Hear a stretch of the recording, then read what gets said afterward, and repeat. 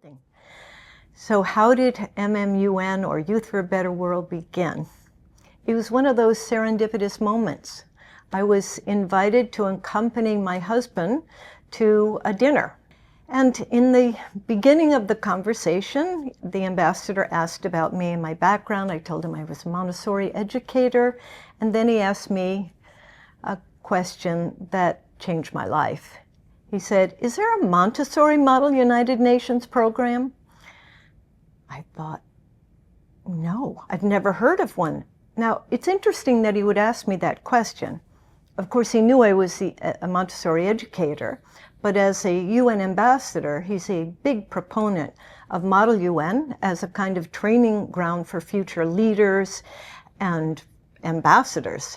And also because he knew that Montessori's mission was really world peace. So what a great question. And when he said no, he said to me, "Well, then that's your job.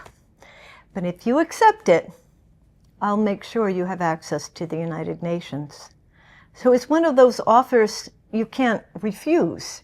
It was also timely. It was 2006. We were about to celebrate Dr. Montessori's 100th anniversary of the very first children's house in Rome. And there were many celebrations that were planned.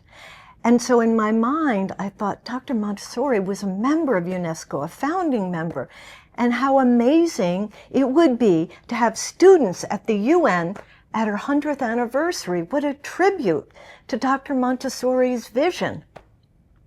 So I said yes. Started in 2006 and had our first conference.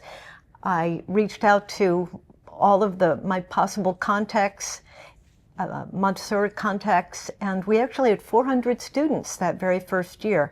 And remember, this was to be a one-year, one-time tribute. It was not designed to be an ongoing program because I already had a job, and this was something I was doing special for that anniversary.